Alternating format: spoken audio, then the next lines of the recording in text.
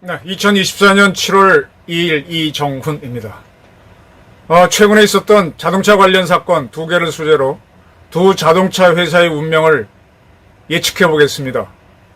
첫 번째는 7월 1일 밤 9시 넘어서 서울 시청역 태평로에서 벌어진 제네시스 G80의 사고입니다. 9명이 숨졌죠. 굉장히 깜짝 놀란 사건이었습니다. 그리고 또 하나는 르노 코리아가 SUV, 소형 SUV 새로 출시했습니다. 그랑 콜레오스. 이 차를 출시하면서 르노 코리아는 자체 유튜브를 통해서 이 차를 홍보했는데 거기에서 한 여성이 화면에 나와서 이렇게 바로 손으로 엄지와 검지로 이 모양을 만든 장면이 나옵니다. 이것 때문에 르노 코리아는 심각한 타격을 맞을 것입니다. 반대로 현대자동차는 시청역 사고로 인해서 현대자동차는 아니지 제네시스 G80은 앞으로 상당히 잘 팔릴 수 있겠다라는 예측을 해봅니다. 현대자동차 사건부터 정리를 드릴게요. 처음 들었을 때부터 조금 저는 이 사건이 좀 짜증스러웠어요. 왜냐하면은 도하 기자들이 70대 운전자가 운전하다 사고를 냈다라는 식으로 첫 보도가 쏟아져 나왔습니다. 70대가 운전했으니까 사고를 냈다라는 건데 참 왜 기자들이 이따위로 기사를 쓰는지 이것도 최초에 누군가가 정확하게 파악은 안 됐죠. 나중에 보니까 만 68세의 운전자였는데 70대 가까웠습니다. 젊은 기자들, 특히 사건 다루는 기자들은 30 전후예요. 그들 눈에는 70이 굉장히 나이 많은 걸로 들려서 운동 능력이 없어서 사고를 냈다. 그런 막연한 생각을 가질 수 있죠. 근데 조금만 유의해서 보게 되면은 제가 제목은 기억이 안 나는데 서해인가요? 남해 어느 섬에 배를 태워주는 나이 많은 할아버지가 젊은이를 죽이고 하는 사건들을 영화한 게 있었죠. 60, 70, 80이 돼도 자기 관리 잘하는 사람들은요. 한 30대의 체력 못지 않습니다. 조금 균형 감각이 떨어지고 조금 떨어질 수 있을지 모르지만은 거의 차이가 없어요. 그런데 이 나이 많다는 것 때문에 이 사고를 몰고 가는 첫 기사가 나오다가 이 운전자가 경기도 안산에서 버스를 운영해 왔다. 60이 넘었으니까 척탁사원을 운영해 왔고 그전에는 서울 시내에서 버스 기사도 했고 또 트럭도 몰았다. 그리고 오랜 기간 30몇 년, 40년이 넘는 동안 사고가 없는 운전자였다라는 게 밝혀지니까 이제 나이가 많아서 사고를 냈다는 쏙 들어갔습니다. 그리고 쏟아지는 것이 뭐였는가 하면은 이 운전자의 주장에 따라서 이 차가 급발진을 했다는 겁니다. 급발진을 해서 사고가 났다는 건데 지금 요게 이제 서울시장 광장에서 숭례문 쪽으로 바로 가는 바로 그 모퉁이 그 프라자 호텔 뒷골목에서 나오는 길이거든요. 저도 이 길을 잘 알아요. 서성문에서 나오는 길이 프라자 호텔 뒷골목이죠. 거기는 일방통행입니다. 그렇게 해서 조선호텔 앞길에서 좌회전 하거나 우회전 하도록 끊어져 있죠. 따라서 조선호텔에서는 이쪽 길로 들어올 수가 없어요. 일방통행이기 때문에. 근데 조선호텔에서 나온 차가 이 일방통행인 길로 확 달려오다가 그 다음에 그 태평로죠. 숭례문에서 서울시청 가는 길을 가로지릅니다. 거기는 횡단보도가 있죠. 횡단보도를 해서 사고를 내고 반대편 서서문 쪽 가서 처박히는 모습인데 그러다 보니까 거기에는 많은 CCTV가 있고 또 여러 자동차들이 블랙박스가 움직였습니다. 그 사진들을 보게 되면 급발진한 차량은 스스로 멈추지 않죠. 근데 이 차는 마지막에 운전자가 감속을 해서 멈출 때만 가능한 그런 브레이크 잡는 형태로 멈춰섭니다. 급발진이 아닌 것으로 보입니다. 만약에 이 차가 급발진해서 사고를 냈다면은 세계 3위의 자동차 메이커 현대자동차는 망할 겁니다. 현대가 제네시스 가지고 세계시장 굉장히 노력하고 있는데 물거품이 될 겁니다. 지금 이 운전자는 뼈뼈이 터졌죠. 그래서 가슴에 상당히 통증을 느끼는 상태지만 생명은 구했습니다. 그런 사고를 내고 난 다음에 자기가 다니고 있는 안산의 버스에서 동료한테 전화해서 급발진이다. 사고 이후 15분 후에 이루어진 통화에서 그렇게 주장을 했다고 합니다. 글쎄요. 근데 현재 많은 CCTV가 블랙박스에 찍힌 사진을 보게 되면 급발진 현상은 아닌 걸로 보인다라는 거죠.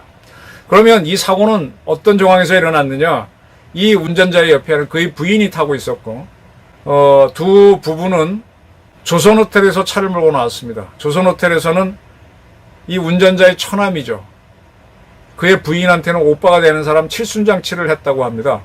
잔치를 끝내고 둘이 타고 나오다가 고속으로 일방통행길을 달리다가 일방통행 빠져나와서 큰 대로를 가로질러서 사람을 치고 차를 들이받고 멈춰서는 모습이었습니다.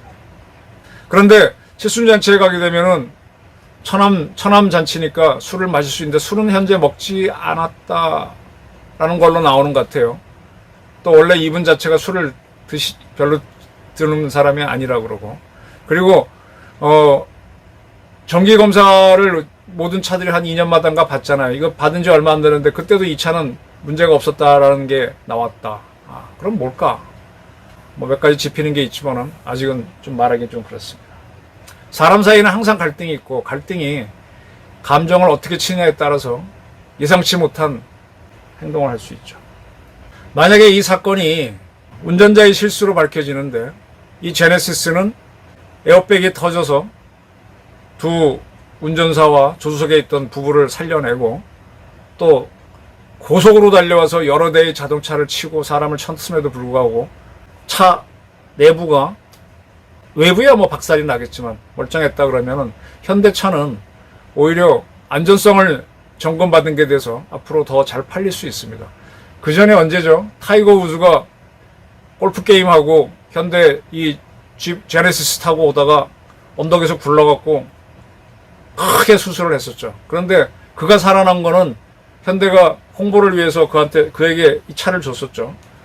이 차가 단단했기 때문에 타이거 우즈는 목숨을 건졌다 그러는데 그와 같은 효과가 일어날 수 있다고 저는 봅니다. 그와 완전히 반대가 되는 것이 6월 30일 르노 코리아가 자기의 유튜브인 르노 인사이드를 통해서 공개한 그랑 콜레우스라고 하는 신형 소형 SUV 광고 영상입니다. 여기서 문제가 되는 거는 이 차를 소개하는 여성이 화면에 나와서 손가락을 이렇게 한 거예요. 요즘 저 젊은이들 뭐 할 때마다 작은 걸 보게 되면 X만 하다 그러죠. X만 하다. 이게 바로 그 뜻입니다. 작다란 뜻이에요. 특히 이건 여자들을 향해서 하는 게 아니라 남자들을 향해서 하는 말이죠. 이게 우리나라에도 지금 성 간의 갈등이 커서 남자를 혐오하는 남연, 뭐 여성을 혐오하는 남연, 뭐 그런 운동이 있는데 남자를 혐오하는 사람들이 표현할 때 이렇게 합니다. 너 그 남자 갖고 있는 거는 요만하다고. 이 작은 소형 SUV를 홍보하는 화면에서 여성이 나와서 이걸 딱 하니까 이거 젊은 남자들은 금방 알죠. 이거 뭐야? 차가 작아서 이렇게 표현한 거야? 작은데 좋다는 차야? 아니면 X 같다는 뜻이야?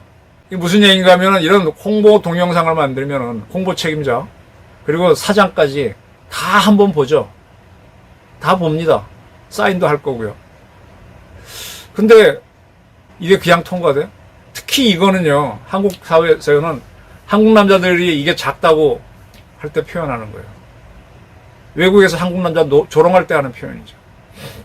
이 동영상을 만든 사람은 르노 코리아에서 여성 홍보 책임자였는데 그는 이렇게 나오는 게 대한민국 남성을 혐오하는 걸로 이해될 수 있다라는 것을 인식하지 못했다 라고 하면서 당황했다고 합니다.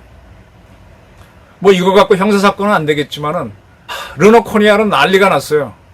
이거 지금 동영상 다 집어넣고 그 다음에 사내 조사위원회 만들어서 그리고 외부 인사까지 넣어가지고 왜 이런 동영상을 만들게 되는지 조사를 하겠답니다. 조사하면 뭐예요? 지난번에 한국일보, 중앙일보, 한겨레에서 논설위원급, 고참 차장급 그런 사람들이 김민배한테 돈을 받은 거 그거 조사하면 뭐합니까? 그 돈을 받고 김민배 기사를 좋게 써주거나 그렇게 할 정도로 어리석은 사람은 없죠. 뭐 이렇게 회의를 할 때 그 자기가 공개적으로 반대하면은 눈치를 채니까 회의할 때 그게 아닐 수도 있을 겁니다 하고 물타기를 하죠. 어디도 기록은 안 남기는 쪽으로 하죠. 조사위원회 만들어봐야 뭐 뻔할 건데 어쨌든 만들고 외부 인사까지 넣어가지고 조사를 하겠다고 합니다. 이것 때문에 지금 문제는 르노코리아는 이 신차가 안 팔리고 이 영업파트에서는 와 지금 기껏 한 대 팔았는데 기분 나쁘다. 이제 이 차 몰 때마다 이 차는 X만 하다라는 소리 조롱을 받을 텐데 이 차를 산 사람은 누가 다 반납하려고 한다고 지금 난리입니다. 난리랍니다. 잘한다고 한 게 오히려 엉망으로 만든 거죠. 아니면 알고도 했는지도 모르고 뭐 그건 알 수가 없을 겁니다. 근데 문제는 이 동영상 나올 때는 상당한 고위층 임원들까지 다 오케이를 했을 거라는 거예요. 그들이 책임을 져야죠. 근데 그 책임만 지기에는 이 기업이 흔들리게 되면은 야, 그 사람들은 왜 뭐 소송도 걸 수 있을 겁니다. 현대의 제네시스는 사고를 냈지만 사고가 났지만 오히려 안전성이 증명될 수도 있는 기회가 될 거고요.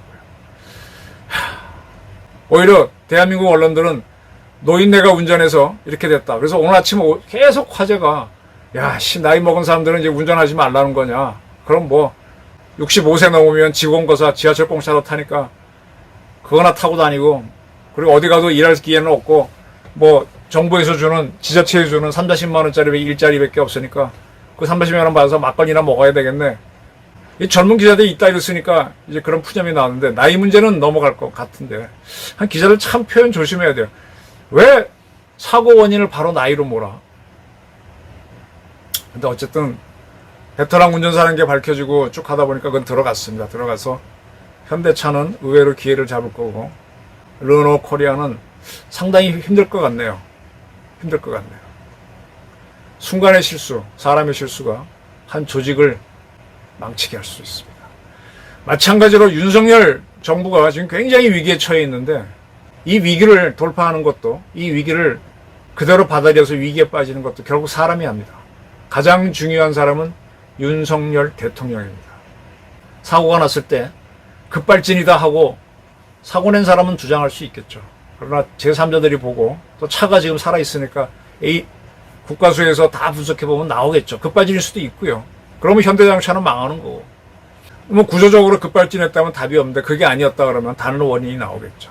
그리고 돌이킬 수 없는 이제 형별이 갈 가능성이 큰데 지금 제가 이런 사고들을 보면서 윤석열 정부가 굉장히 위기를 맞고 있는데 이 위기가 왜 일어나느냐. 그리고 위기가 났을 때 어떻게 돌파하느냐 굉장히 중요한데 그 모든 거는 정확한 판단입니다. 어설픈 판단, 어설픈 주장은 오히려 더 족쇄가 된다. 그 말씀을 드리기 위해서 자동차 광고를 하나 예로 들어봤습니다.